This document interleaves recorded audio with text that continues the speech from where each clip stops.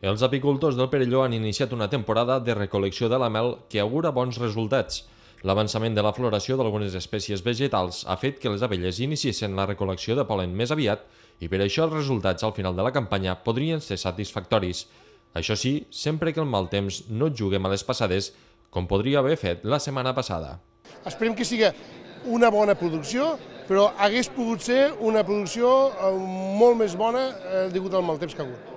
Segons els càlculs que han avançat, en algunes explotacions es podrien augmentar notablement els registres. Estàvem parlant que en una producció de romer d'un 20%, aquests 2 anys passats, d'un 20% sobre un això normal. Este 20% ara en aquests moments ja el tenim.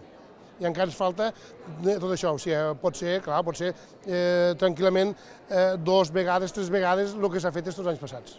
Un altre dels problemes que alguns productors han de fer front és el robatori d'arnes als camps. Així ho denuncia un dels productors del municipi que reclama més mesures de protecció a l'administració. Ha sigut un any molt complicat per robatoris.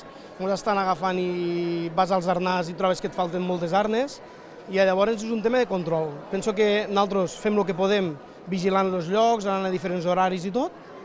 Els Mossos, més del que fan, ja no poden perquè tenen els mitjans que tenen, però tenim un cos, crec que infravalorat, que és el cos d'agents rurals, els quals, a part de controlar-nos a nosaltres per fer les coses ben fetes, que ja ho intentem fer, no estaria de més que col·laboressin amb els Mossos, per la part que els hi pugui tocar, a que ajudessin a vigilar més els camins, vehicles i transports.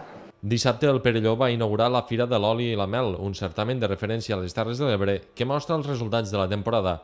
L'encarregat de tallar la cinta va ser el director general d'Alimentació, Domènec Vila.